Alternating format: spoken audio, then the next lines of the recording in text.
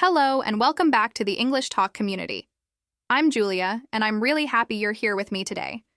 Whether you're listening on your way to work, during a quiet walk, or simply while taking a break from your busy day, thank you for choosing to spend these minutes practicing your English with me. This podcast is a place where we grow together, not just as learners of a language, but as part of a global community that supports each other through every step of the English fluency journey. Let me ask you something. Have you ever been in a conversation with a native English speaker and felt completely lost? Maybe you've studied English for years, passed exams, watched countless videos, and even memorized grammar rules. But when it's time to actually understand someone speaking naturally, everything feels like a blur. You catch a word or two, but the rest feels like fast noise. If that sounds familiar, I want you to know you're not alone. And more importantly, there's nothing wrong with you. This episode is going to be all about why listening is the foundation of English fluency, and how you can improve it in ways that are practical, simple, and completely doable. I'm not here to ask you to be perfect. I'm here to help you build confidence step by step, because fluency isn't about knowing every word or understanding every phrase instantly. Fluency is about feeling comfortable in the language, being able to keep up, respond, and connect. And listening is the first key to unlocking all of that. Today, I'll be sharing real stories of people just like you, learners from different countries and backgrounds who faced challenges with listening and found their way forward. Their experiences might reflect your own. And as I share their journeys, I'll also give you clear, actionable tips that you can start using today to improve your listening skills, no matter your current level. But before we dive into those stories and strategies, let's take a deep breath together. Because sometimes the pressure to get it right can stop us from simply enjoying the process. If you've ever told yourself, I should understand this by now, or why is this still so hard for me? Let go of that pressure for a moment. You're here. You're showing up. And that's what really matters. I want this to feel like a safe space. We're not in a classroom. You don't need to take notes, memorize rules, or impress anyone. My job is to help you feel connected to the language in a real, human way. I'll guide you through the kinds of listening that actually help and show you how small daily habits can make a huge difference. You won't need to spend hours every day. You won't need special apps or expensive courses, just your time, your ears, and a little consistency. And if you're finding this helpful already, if you feel like this episode might support someone you know, take a second to follow our podcast or subscribe to our YouTube channel if you're listening there. When you like this episode or leave a review, it helps more English learners find us. That means more people around the world can join this community, feel less alone, and take steps toward real English fluency. So if you believe in what we're doing here, that's one simple way you can help it grow. Let's be honest. Traditional ways of learning English don't prepare us very well for real conversations. Most of the time, we're taught through textbooks, exams, and slow, clear recordings that sound nothing like how people speak in real life. In school, we read dialogues that go like this. Hello, how are you? I'm fine, thank you. And you? But then we go out into the real world and hear someone say something like, hey, how's it going? Or you good? And suddenly, we're not sure how to respond. That's frustrating. And I know it can even make you want to give up. But I'm here to remind you, understanding native speakers is a skill you can build. Just like learning to ride a bike or play an instrument or cook a new dish. It takes time and repetition, but eventually it becomes natural. And the great news is, listening is something you can practice every day. You can do it while folding laundry, driving, walking your dog, or relaxing at home. It doesn't have to feel like studying. It can become a natural part of your life. Now, here's something many learners don't realize. Your brain is more powerful than you think. Even if you don't understand everything you hear, your brain is constantly recognizing sounds, patterns, and rhythms. Every minute you spend listening helps your brain get better at processing English. You may not see the results immediately, but believe me, they're happening in the background. One day, a phrase you heard 3 weeks ago will suddenly make sense. One day, you'll realize you understood a whole sentence without trying. That's the magic of consistent listening. I remember speaking with a listener recently who told me, Julia, I always thought I needed to understand 100% of what I heard. If I didn't, I felt like I failed. But that's not how real listening works. Even native speakers don't catch every single word all the time. We focus on meaning, not perfection. We use context, tone, and familiarity to fill in the gaps. You can do the same. You don't need to understand everything. You just need to understand enough to keep going. Think of it like a puzzle. At first, you only see a few pieces. But as you keep listening, more pieces fall into place. You start to recognize expressions, sentence structures, common sounds. You start predicting what might come next. And slowly, the full picture becomes clear. That's how fluency builds, from lots of tiny moments of progress. And you know what else? You're probably doing better than you think. We're often our own harshest critics. Maybe you didn't catch every word, but you understood the main idea. Maybe you didn't answer perfectly, but you communicated what you needed. That's what matters. Fluency is not about being flawless. It's about being functional and confident in real conversations. So today, I want you to give yourself permission to learn without pressure. Allow yourself to grow without expecting perfection. Listening is one of the most powerful skills you can develop, and it doesn't happen all at once. But it does happen, with time, consistency, and the right approach. That's what we're here for. That's what the English Talk community is all about. We're going to walk through this journey together with encouragement, real stories, and tips that you can apply today. I'll share moments from learners in different parts of the world, people who felt stuck, confused, or overwhelmed, and how they found their way to understanding and confidence. You'll hear about their routines, their discoveries, and the surprising ways listening changed their entire experience with English. If you've ever felt like English just isn't clicking, don't worry. You're not broken. You're just missing the kind of listening that actually trains your brain. That's what we're going to explore together, step by step, one real conversation at a time. So take a breath, relax your shoulders, and let your ears lead the way. You're in the right place, with the right mindset and the right community. Let's begin. Let me tell you a story that I think many of you will relate to. It's the story of Marta, a young woman from Madrid. Marta had been studying English for many years. She had taken courses at private schools, studied English at university, passed written exams, and even practiced speaking with tutors online.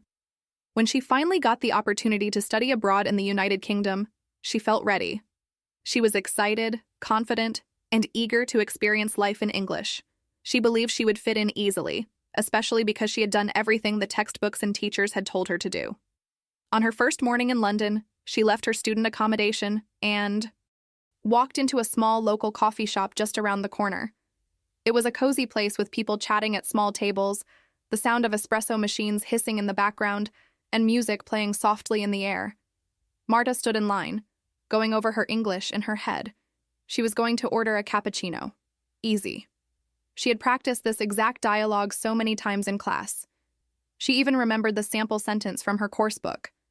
"I would like a cappuccino, please." When it was finally her turn, she stepped up to the counter and smiled. But before she could speak, the barista, a young man with a friendly voice and a strong London accent, asked, "All right, love, what can I get you?" Marta froze for a second. That wasn't what she had rehearsed. "Love?" she thought. Then, unsure of what to say, she replied softly, "A cappuccino, please." The barista asked, "For here or to go?" She heard the words, but they didn't register. She panicked. In school, they had taught her, "Do you want your coffee to stay or to take away?" But for here or to go, that wasn't in her textbook. She hesitated and just nodded. The barista smiled again and said, "Cool. 1 cap coming up." Marta blinked. Cap? Coming up? She had no idea what he had just said. She smiled politely, but inside she felt confused, nervous, and honestly, disappointed in herself. She had studied for years. She had memorized dialogues, practiced pronunciation, watched YouTube videos, but in this simple moment, in a normal coffee shop, she felt completely unprepared. That morning stayed with Marta for days. She told me that she kept going back to that moment in her mind, trying to understand what had gone wrong. She had the vocabulary, she knew the grammar, but still, she felt lost in the most basic of interactions. Why? Because the way people speak in real life is very different from the English you find in most classrooms and textbooks. It's faster, more casual, filled with expressions, reduced forms, and cultural. Shortcuts. When you only study English in a classroom, you're learning a version of the language that isn't always used in daily conversations. Let's take a closer look at what happened in that moment. When the barista said, "All right, love, what can I get you?" He was being friendly. In many parts of the UK, people use words like love or mate in a warm, casual way, but Marta wasn't prepared for that. She had never heard those words used like that. In her classes, she had learned formal greetings like, "Good morning, how may I help you?" which, let's be honest, no one really says in a busy cafe. Then came, "For here or to go," a phrase used every single day in cafes but rarely taught in English books. Most learners expect longer, clearer forms, but native speakers often prefer speed and efficiency, so phrases get shortened, words get blended. And finally, when the barista said, "1 cap coming up," Marta didn't realize that cap was just short for cappuccino. It's such a small detail, but it was enough to make her feel lost. This story is important because it highlights something I always try to teach.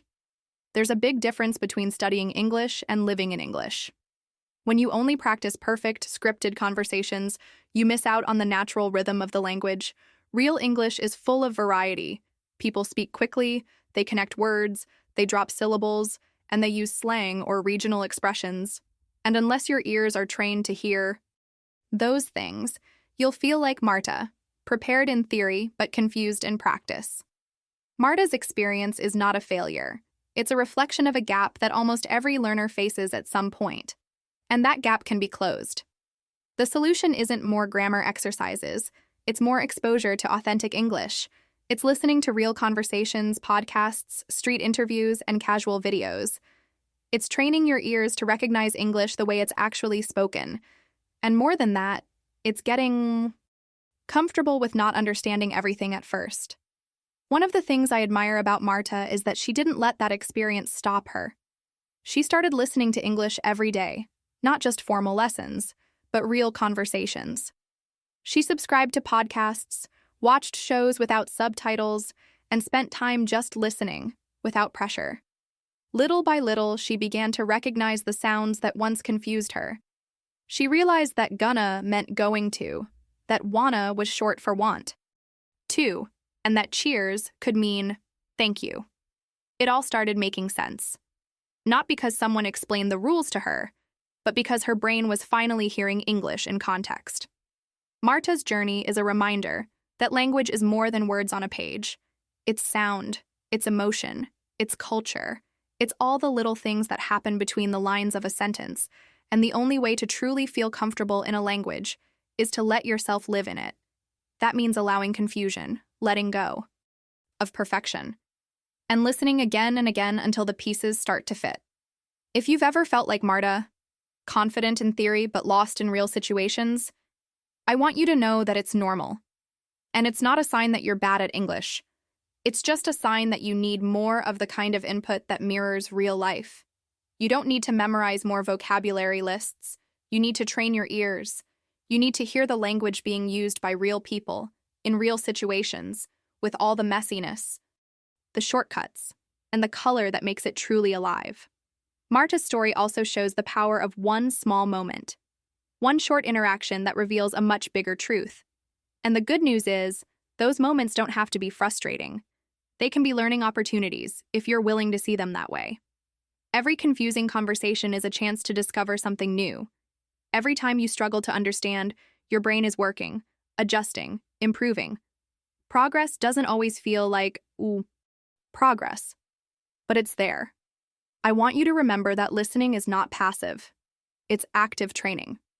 It's one of the most powerful things you can do to build fluency. And the more you listen, the more you understand.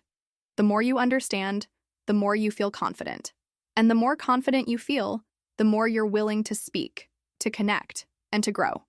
So the next time you find yourself in a real conversation and things sound fast, informal, or unfamiliar, think of Marta. Think of that coffee shop in London. And instead of freezing, smile, listen closely, and trust that you're on your way.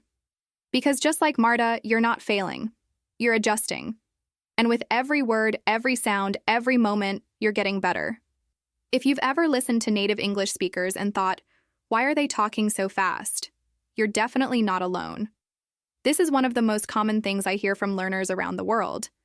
You study English for years, you understand the words on the page, you feel confident in your vocabulary, and then suddenly you hear someone speaking naturally, and it sounds like a blur. It's frustrating, isn't it?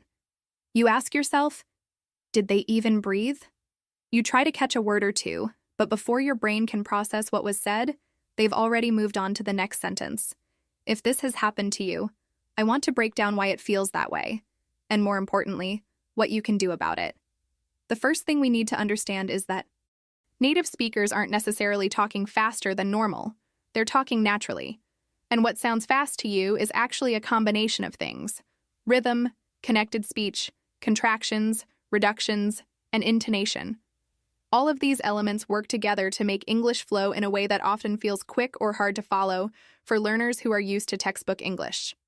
Let's talk about rhythm. English has a unique rhythm compared to many other languages.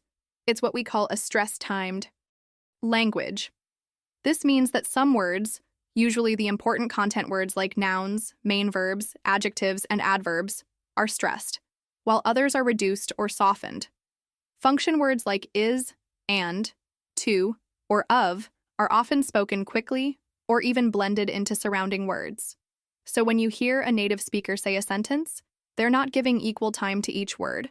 They're focusing on the key words and letting the rest sort of fade into the background. If you're trying to hear every single syllable with equal importance, it's going to sound incredibly fast. Then we have connected speech, which is one of the biggest challenges for learners. In English, native speakers often link words together in ways that don't match what you see written on the page.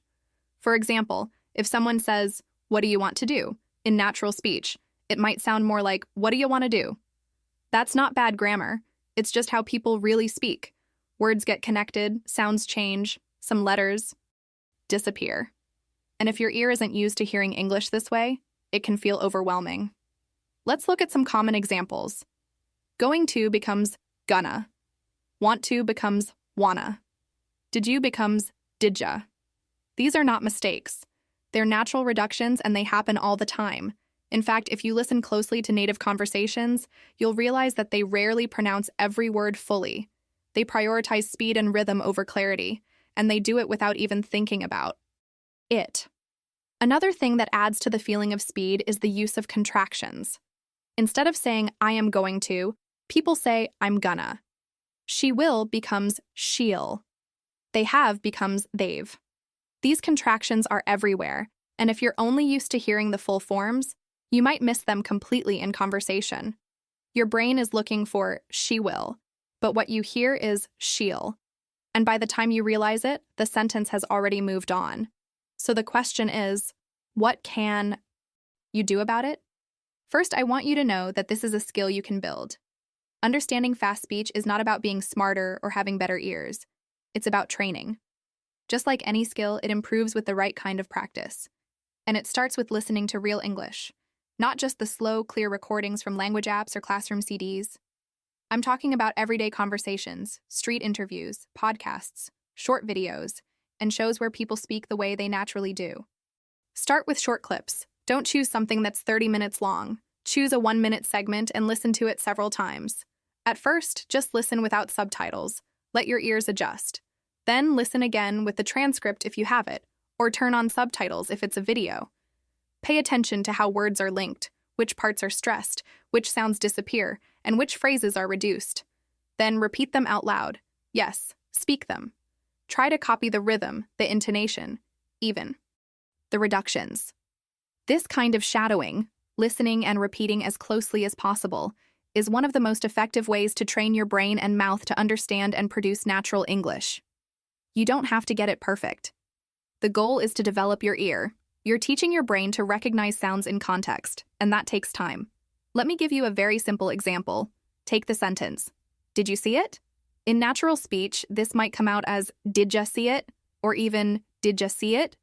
The more you listen to sentences like that in real conversations, the more familiar they'll become.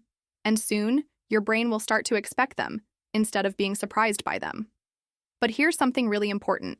At the beginning, You will not understand everything. And that's okay. In fact, it's expected. Your goal is not to catch every single word. Your goal is to catch the meaning, the feeling, the general idea. Just like a puzzle, the picture becomes clear even if some pieces are missing. So don't get discouraged when you miss parts of a sentence. Focus on what you do understand. That's your anchor. You can also slow things down when needed. Many podcast apps and video players let you adjust the speed. Try listening at 0.75x speed. Not too slow, just enough to let your brain catch up.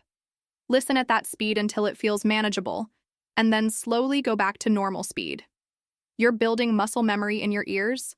Over time, you'll notice that what once felt fast now feels normal. Another tip is to listen to the same material multiple times. Repetition helps your brain get used to patterns. The first time you hear a sentence, it might feel fast and unfamiliar. But the second or third time, it starts to feel clearer. You recognize more. You understand better. And that builds confidence. It also helps to listen to different accents. English is a global language, and native speakers sound different depending on where they're from. British, American, Australian, Irish, Canadian, each one has its own rhythm and pronunciation style. Even within the same country, accents can vary a lot. The more you expose yourself to these variations, the stronger your listening skills become. You stop depending on just one way of hearing English, and instead, you develop flexibility. Let's not forget the emotional side of all this. Feeling like people are speaking too fast can make you anxious. It's easy to freeze, to stop listening, or to avoid conversations altogether. But I want to encourage you to stay curious instead of scared. When something sounds fast, don't shut down. Lean in. Ask yourself, what did I catch? What can I guess from the situation? Use body language, context, tone, and even facial expressions. Communication is not just about words. It's about connection. And don't be afraid to ask for repetition or clarification. Native speakers do this with each other all the time. It's not a sign of weakness. It's part of being human. If someone speaks too fast, it's okay to say, "Sorry, could you say that again more slowly?" Or, "I didn't catch that last part." Most people are happy to help if you show you're making the effort. So yes, native English speakers might sound fast, but once you understand why they sound fast and begin training your ear to hear how they speak, it becomes manageable. It even becomes enjoyable. And before you know it, you'll be understanding more, responding more naturally, and feeling more confident. You'll start to realize that the speed was never the real problem. It was just unfamiliarity. And now, step by step, you're turning that into strength. Let me tell you about Lucas, an engineer from Berlin who discovered a simple way to improve his English that made a real difference in his confidence. Lucas had been working for an international tech company for a few years, and while he was very comfortable writing emails and reading documents in English, he always felt anxious during meetings with his American colleagues. Every time a video call started, he could feel the tension build. He worried he wouldn't understand everything, especially when people started talking quickly or joking with each other. He told me he often stayed silent, even when he had good ideas, just because he didn't feel sure about what was being said. Lucas had learned English in school, of course, like most of us. He had studied grammar, memorized vocabulary lists, and even taken part in conversation classes. But he realized, something was missing. The English he had learned in class felt very different from the English his colleagues used in real conversations. It wasn't that the words were unfamiliar. It was the way they were spoken. The speed, the tone, the rhythm, the little expressions, the way one sentence blended into another. It made everything feel fast and unclear. One day, Lucas heard someone mention podcasts as a way to improve English. At first, he wasn't sure. He had tried listening to English before, but it always felt overwhelming. He thought, if I don't understand everything, what's the point? But then he decided to try a different approach. Instead of listening for full understanding, he just started listening for exposure. He chose a few podcasts with native speakers and started playing them during his morning walks in the park. Nothing complicated, just 20 or 30 minutes a day, with no pressure to understand every word. At first, it was hard. He couldn't catch much. Sometimes it felt like noise. But he kept listening. He didn't stop to rewind or look up words. He just let the English flow in the background as he walked. And slowly, something started to happen. After a couple of weeks, he began recognizing phrases that came up often. Things like, "You know what I mean? That's a good point," or "at the end of the day." These little expressions started to feel familiar. Then he noticed he could predict what someone was about to say based on the topic. He wasn't translating in his head anymore. He was just following along naturally, like a rhythm. He didn't try to force himself to remember every phrase. Instead, he let repetition do the work. When he heard something again and again, it became part of his brain's natural pattern. One day, during a meeting, someone said, "Let's circle back to that later." And Lucas understood it immediately. He had heard that phrase in a podcast multiple times, and now it felt normal. He didn't even think about it. And that was the moment he realized something had changed. The most important thing for Lucas wasn't the vocabulary itself. It was the confidence that came from understanding the flow of conversation. He said it felt like learning the music of the language, not just the words. By listening regularly, even passively, his brain had started to absorb the sounds, intonations, and rhythms of natural English. It wasn't about studying anymore. It was about being present with the language. This kind of passive listening is so powerful. When you listen without pressure, your brain gets used to how English really sounds. You begin to notice patterns. You hear how native speakers connect words, where they pause, how they emphasize certain parts of a sentence. And this understanding doesn't come from a textbook. It comes from real, repeated exposure to authentic speech. That's what happened to Lucas. He told me that after 2 months of daily listening, something shifted inside him. He started participating more in meetings. At first, just a few sentences here and there. But as time went on, he noticed he was following the conversation more easily. He wasn't as nervous. He felt like he was finally part of the discussion, not just observing from the outside. And that feeling, being part of it, is what fluency is really about. I love Lucas's story because it shows that you don't need to understand everything from the start to make progress. He didn't stop his walk to study every word. He didn't press pause and rewind 10 times. He didn't write down complicated grammar points. He just listened every day with no pressure, and his brain did the rest. That's how natural learning works. The brain loves patterns, and when you give it enough input, it starts to organize those patterns on its own. Many learners believe they have to understand every word for listening practice to be effective, but Lucas is proof that this isn't true. In fact, trying to understand every single word can sometimes create more stress than progress. It's okay to let words go. It's okay not to know everything. When you listen to native speakers, especially in casual conversations, you will miss some things. But that's how you train your ears. That's how you grow. Another thing that helped Lucas was choosing topics he genuinely liked. He didn't force himself to listen to complicated academic content. He picked podcasts about technology, innovation, science fiction, subjects that interested him personally. This made it easier to stay consistent. When you enjoy the content, you want to come back to it. And the more time you spend listening, the more progress you make, without even realizing it. Lucas also found that his speaking improved naturally. He hadn't practiced speaking much during this time, but because he was hearing English every day, he began to pick up not just words but phrases, expressions, and even intonation. When it was time to speak, the language came out more naturally. He wasn't just translating from German to English in his head. He was thinking directly in English, using the kinds of phrases he had heard again and again during his walks. That's the kind of transformation that can happen when you make listening a regular part of your life. It doesn't require hours of study. It doesn't require memorizing long lists or sitting at a desk. It just requires consistency, curiosity, and the willingness to let your ears lead the way. Whether you're walking through a park like Lucas, cleaning your kitchen, or commuting to work, you can use those moments to connect with the language. Even if you only understand 50% at the beginning, you're building a foundation that will carry you forward. When Lucas shared his story with me, he said something that really stayed with me. He said, "The podcasts helped me feel like English was part of my life, not just a subject I had to study." And I think that's a powerful message for all of us. Fluency happens when English becomes part of your daily rhythm, when it moves from your study time into your real time, when it goes from being something you learn to something you live.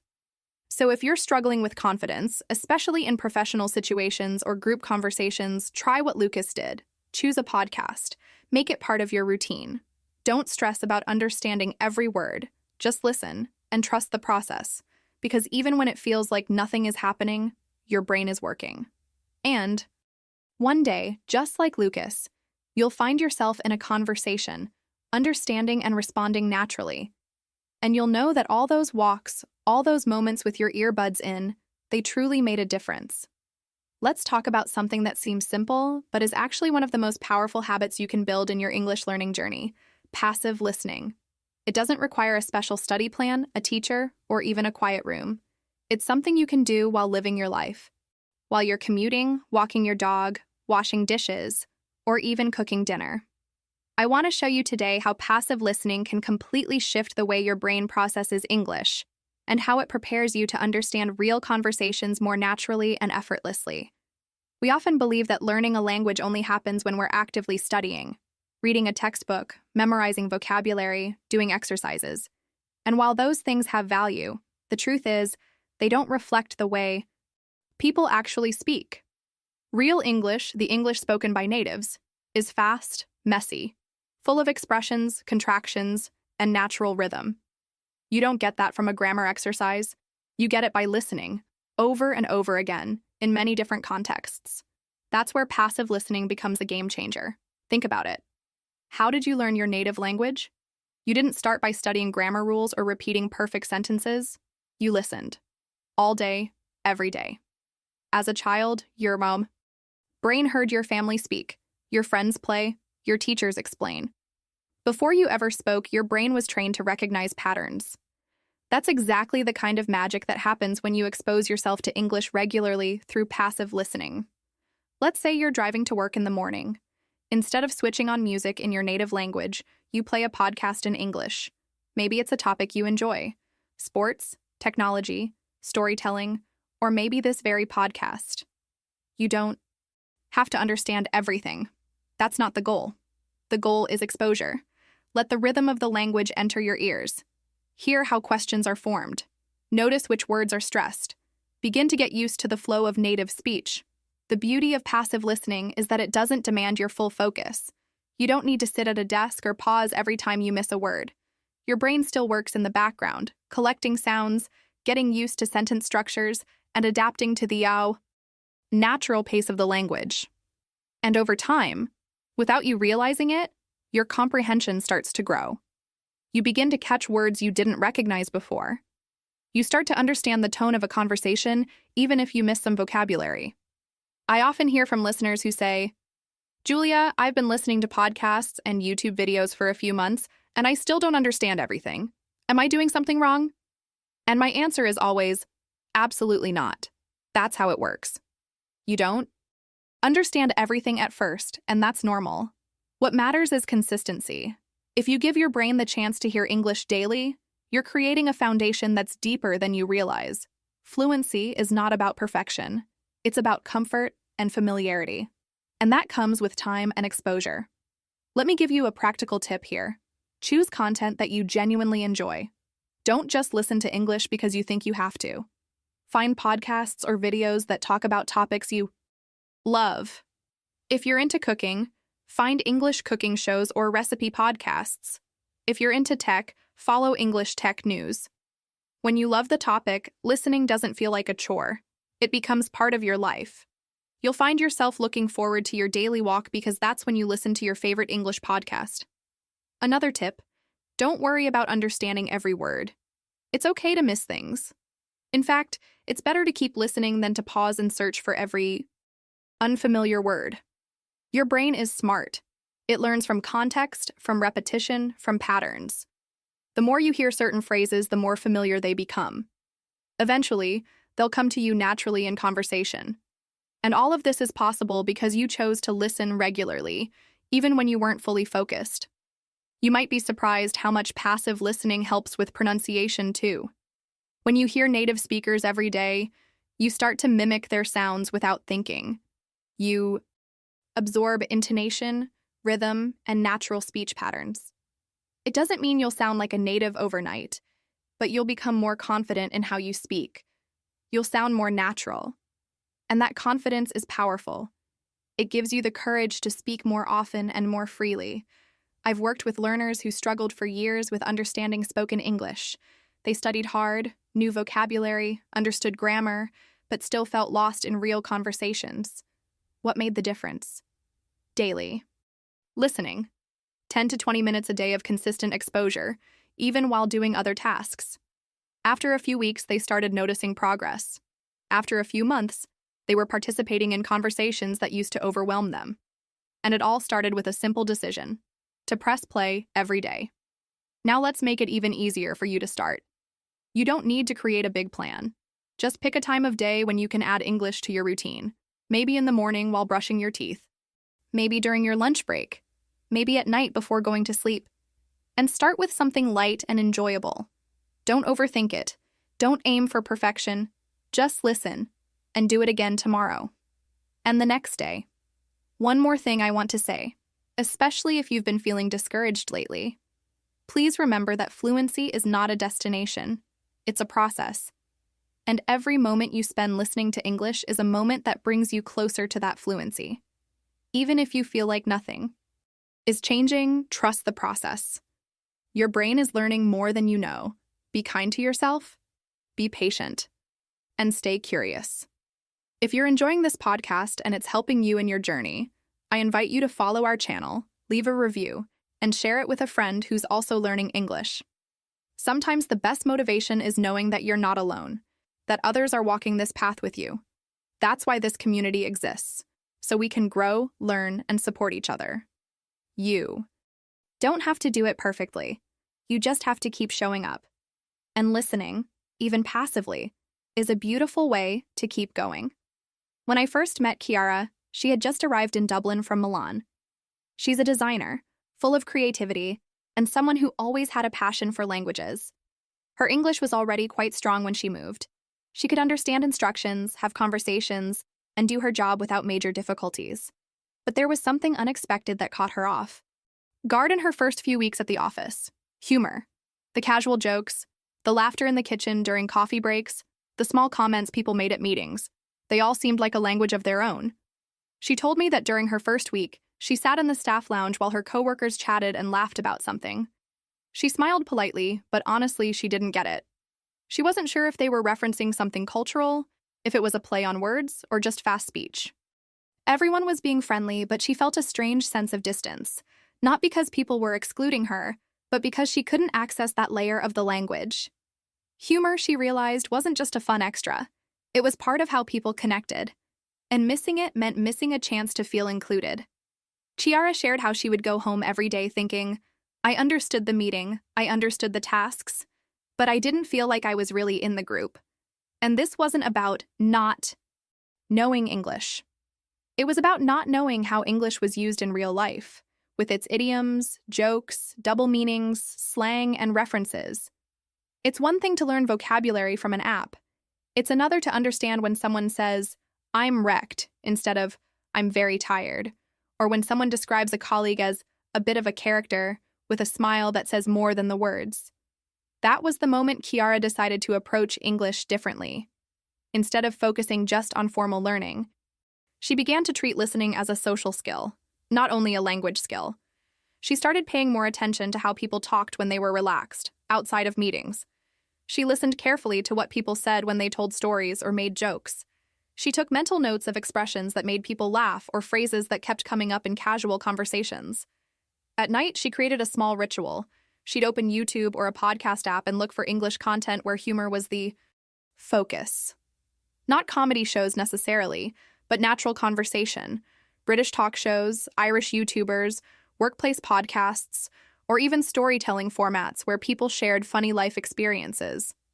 At first, she didn't understand a lot, but she started picking up rhythms. She noticed the pauses before a punchline. She heard how sarcasm often came with a certain tone, and slowly, some expressions started to stick. She told me one moment that changed everything happened about 3 weeks into her new routine. One of her coworkers said something like, well, that meeting was a complete circus. And Chiara immediately understood the joke. Not just the meaning of the words, but the tone, the humor, the exaggeration. She laughed, genuinely, and even added, "Yeah, and I think I was the clown." Everyone laughed with her. It was a small moment, but to her, it was huge. It meant she belonged, not just because of her skills, but because she could share the humor, the rhythm, the unspoken parts of communication. We sometimes forget how much language is tied to social belonging. Understanding English isn't just about processing information, it's about connection. When you get someone's joke, when you laugh at the same time, when you understand an idiom that's meant to lighten the mood, you're not just a speaker of English, you're part of the group. You're saying, "I get you." And that's powerful. Kiara kept going with her practice. She didn't study slang from a list. She listened for it.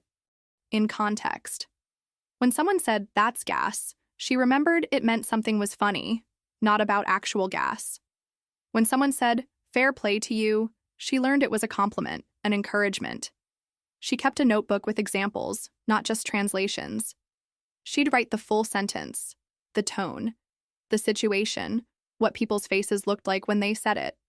That way, she wasn't learning words. She was learning communication. One thing I love about Kiara's story is how intentional she was. She didn't just wait to understand over time. She listened with purpose. She made space for the kind of English that textbooks rarely teach, the English of real life. She didn't try to speak perfectly. She tried to connect, and that made all the difference. I want to emphasize something here that Kiara understood deeply. Listening is not passive when you have a goal. If you're listening to understand how humor works, how sarcasm sounds, how people use idioms in different emotional tones, you're doing high-level language work. It might feel like entertainment, but your brain is doing something very sophisticated. It's identifying meaning beyond the dictionary. It's learning the rules of belonging. And this isn't just useful in the workplace. Humor, slang, and casual expressions show up everywhere. In TV shows, on social media, in texts, in songs, even in professional settings when people are relaxed. Understanding them helps you feel included in so many layers of culture. It gives you a sense of participation. It tells your brain, "This language is part of my life now." Chiara once said something to me that stuck. "I used to think that understanding English meant knowing the right word. Now I know it means knowing the right moment." She wasn't afraid to make mistakes anymore. If she wasn't sure what a phrase meant, she asked, or she guessed based on tone and learned from the result. And every time she did that, her confidence grew, not because she was perfect, but because she was brave enough to be part of the conversation. You might relate to Kiara's experience. Maybe you've been in situations where you understood the words but not the meaning, where you smiled even though you didn't get the joke. That's okay. It's a common part of learning a new language. But it doesn't have to stay that way. If you give yourself the opportunity to listen with curiosity and purpose, not just for grammar but for feeling, you'll begin to unlock a whole new level of understanding. You can start just like Kiara did. Choose audio that includes humor and real conversation. Pay attention to tone, pacing, and expression. Don't worry if you don't get it all. Over time, you will. And when you laugh, really laugh, because you got the joke, you'll feel something bigger than progress. You'll feel connection. And that's the heart of language. That's where it becomes real. Let's talk about something that many English learners misunderstand for a long time. It's a mistake I've seen again and again, and maybe you're doing it too without even realizing it. I want to talk to you about the difference between reading and listening, and why training your eyes is not the same as training your ears. This misunderstanding is one of the biggest reasons why people feel confident when reading, but completely lost when someone speaks to them in English. I meet people all the time who tell me, "Julia, I can understand English perfectly when I read, but when someone talks to me, I feel like I don't know anything." I always tell them, that's normal. It happens because reading and listening are completely different skills. Your eyes and your ears work in very different ways. And even though your brain is involved in both, it processes written words and spoken words very differently. When you read, you have time. You can stop. You can go back. You can look up a word. You can read slowly or repeat the sentence. But when someone is talking to you, you don't have that control. Spoken English moves fast, and it doesn't wait for you to catch up. Reading is important. Of course it is. It helps you grow your vocabulary, see grammar and context, and get familiar with sentence structures. But reading does not train your ears. Reading trains your eyes and your brain to understand visual information. That's not the same as hearing a fast sentence full of contractions, connected words, informal expressions, and changes in tone. That's why I always say this. If you only read English, you are not preparing yourself for real conversations. You're preparing yourself for tests and textbooks, not for the real world. When you hear native speakers talk, you're not just hearing words. You're hearing rhythm. You're hearing music. You're hearing stress and intonation. These are elements of spoken language that never appear on the page. For example, when someone says, "Did you eat yet?" it might sound like, "Jeet yet?" And if your ears are not trained, you will think, they're speaking another language. But if you've heard it enough times, your brain starts to recognize it. You stop trying to break it down word by word, and instead, you just understand the meaning as a whole. That's the magic of listening practice. So what should you do? Start using listening materials regularly. Don't rely only on books. And if you do use books, combine them with audio. In fact, in the beginning, it's great to use audio with transcripts. Choose a podcast, a short video, or a dialogue that has a written version. First, listen while reading. Let your eyes and ears work together. Pay attention to how the words sound when they are spoken. Then, listen again without reading. Close your eyes and just listen. Focus on the sounds. You don't need to understand every word. Your goal is to train your brain to recognize the patterns, the flow, and the music of English. At some point, stop reading altogether and listen first. Try to understand the message just by listening. Then, if necessary, go back and check the transcript. This is how you get stronger. This is how your ears become more familiar with the real spoken English that people use every day. If you keep depending on the text, your brain stays in the habit of translating and decoding. But when you listen first, you are pushing your brain to get used to understanding sound directly. That's how real improvement begins. I remember one student told me, "But Julia, I feel safe when I read. I feel lost when I listen." And I told her, that feeling of being lost is not a sign of failure. It's a sign that you're doing something new, that you're training a new part of your brain. Don't run away from that feeling. Embrace it. Listening is uncomfortable at first, especially if you're used to seeing everything written down. But the more you do it, the more comfortable it becomes. Eventually, you start understanding faster, even without thinking. Listening is not passive. Even when you're just listening to a podcast or watching a video, your brain is doing a lot of work. It's picking up patterns, it's matching sounds to meaning, it's remembering common phrases, and most importantly, it's learning to process English as sound, not as words on a page. That's what you need if you want to understand native speakers in real situations. In a meeting, on the street, during a phone call, or at a party, you don't get to pause and read subtitles. You only get sound. So train with sound. I'm not saying you have to stop reading. Keep reading. Read books you enjoy. Read news articles. Read stories. But don't think that reading alone will make you a good listener. Listening is a separate skill, and it needs attention, time, and consistent training. Think of it like building a muscle. If you only lift with your right arm, your left arm stays weak. If you only read, your ears stay weak. So balance your practice. Make time every day to listen to something in English, even for 5 or 10 minutes. Let your ears get used to the rhythm of the language. One of the best ways to do this is by choosing topics you enjoy. If you love sports, listen to podcasts about sports. If you enjoy cooking, find cooking videos in English. If you like crime stories or interviews or comedy, there are so many options. The more you enjoy what you're listening to, the more likely you are to keep doing it. And the more you do it, the more your brain gets used to real English. Sometimes people ask me, "Julia, what's better, watching videos or just listening to audio?" My answer is, both are good, but try not to depend too much on the images or subtitles. If the video helps you understand better, that's fine. But also give yourself time to practice listening without visuals. That's when your ears work harder, and that's how you get stronger. Remember, you want to understand English when it's spoken to you, not just when you see it on a screen. I want you to notice something starting today.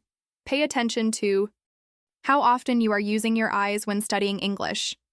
Are you reading subtitles while watching a show? Are you looking at lyrics instead of listening to the song? Are you depending on written text to understand a podcast?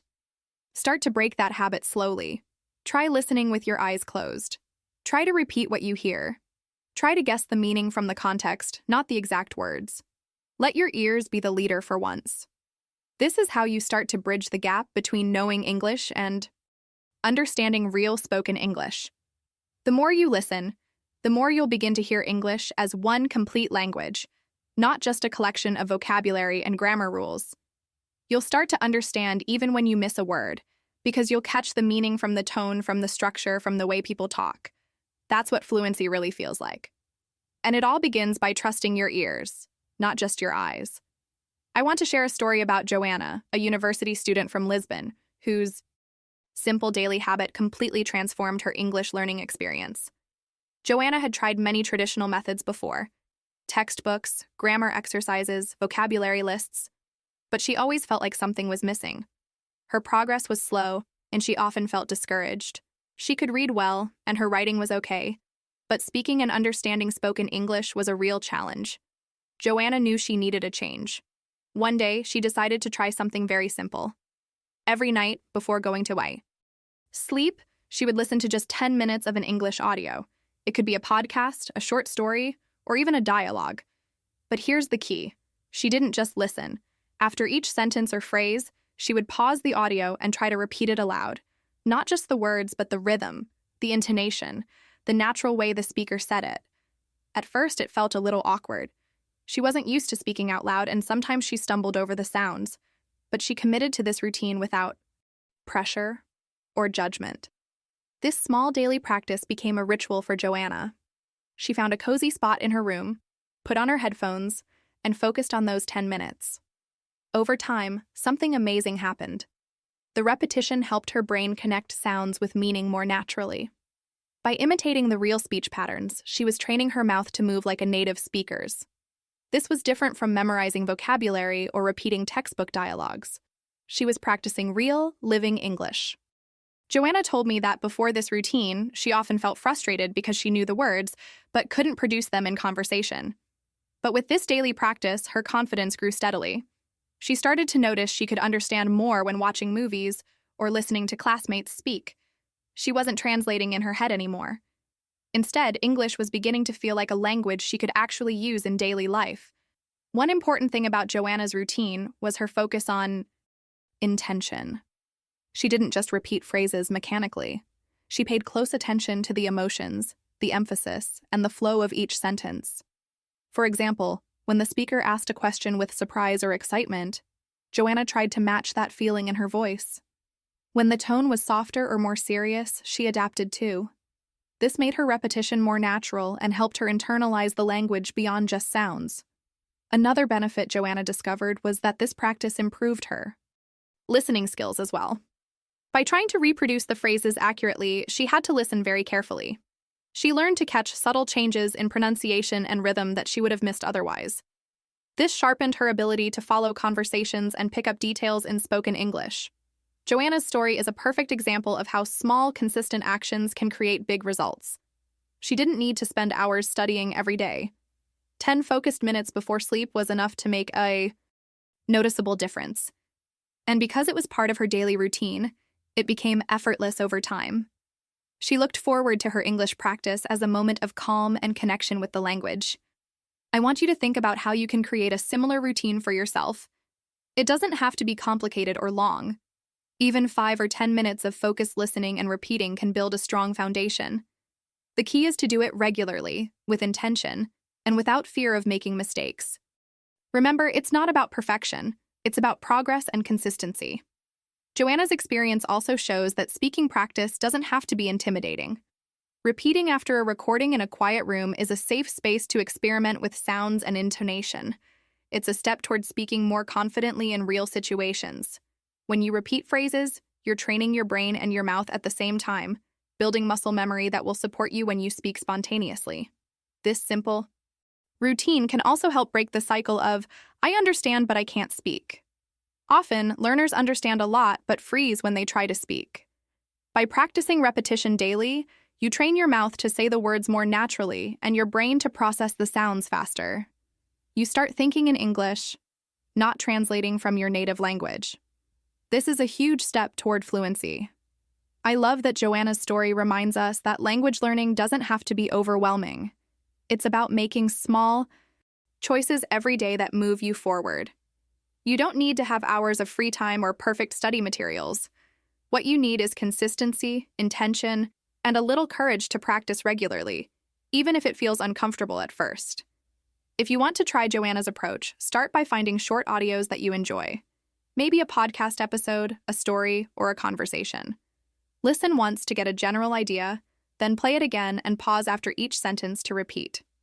Focus on copying the sounds, rhythm, and emotions. Don't worry about mistakes.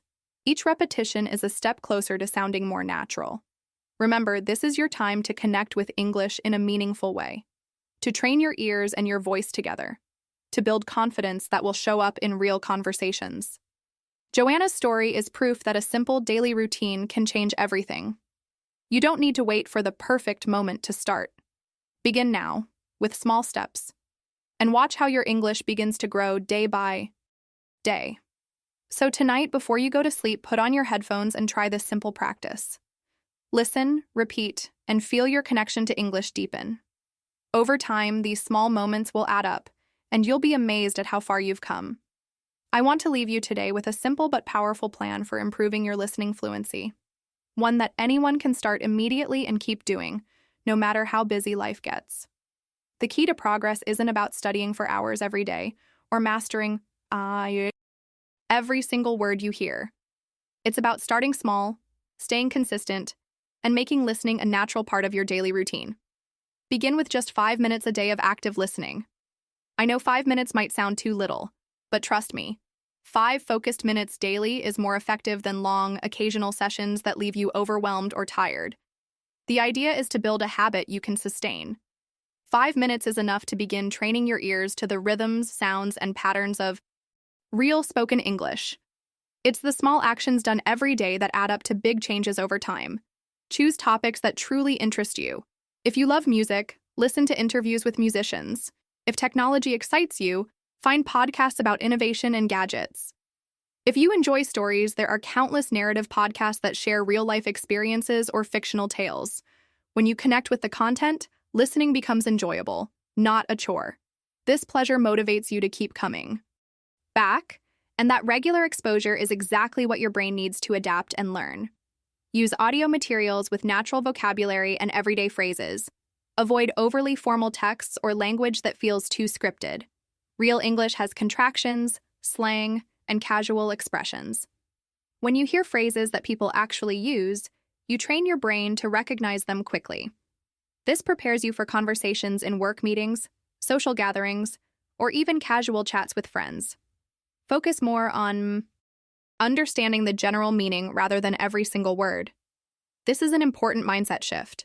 Trying to catch every word creates stress and slows your progress. Instead, listen for the main ideas and overall message. Guess meanings from context. It's okay to miss words sometimes. Your brain fills in gaps when you understand the bigger picture. This skill will serve you well when native speakers talk fast or use expressions you haven't learned yet. Now, here is a question I want you to think about deeply. What is one small change you can make today to train your ears? Maybe it's choosing a podcast to listen to during your commute. Maybe it's setting an alarm 5 minutes before bed to play a short English audio. Maybe it's simply turning off the subtitles on your favorite English series for a few minutes each day. Whatever it is, commit to it. The goal is to act, not to wait for the perfect time or perfect resources. Remember, progress doesn't happen all at once. It happens step by step. Each day you listen, your brain is growing stronger. Each time you expose yourself to English sounds, your ears become more attuned. Every time you practice listening without reading, you build confidence and skill. It's a journey. And the best part is that you control the pace. Small, manageable steps keep your motivation high and make learning enjoyable. I encourage you to be patient and kind with yourself. If you miss a day, don't worry. Just pick up where you left off. Consistency is about long-term commitment, not perfection. Celebrate the little wins. Maybe you understood a phrase you didn't before, or caught the gist of a conversation without subtitles. Those moments are proof that your effort is working. This plan is not about instant results, but about steady, lasting improvement. Your listening fluency will grow as your brain adjusts to real English. You'll start to notice familiar phrases, the natural flow of sentences, and the subtle clues native our speakers use to communicate meaning beyond words. That understanding brings freedom and confidence to speak, to participate, and to connect. So, what's your first step? Think about it right now. Choose one small change you can make today. Then do it. Make listening a daily habit, even if just for a few minutes. And as you continue, you'll find that the world of English listening opens up more and more. Thank you for joining me in this episode. I'm excited for you to take these ideas and turn them into action. Remember, you don't need to be perfect. You just need to start and keep going. Your ears are ready to learn, and your journey to listening fluency begins now.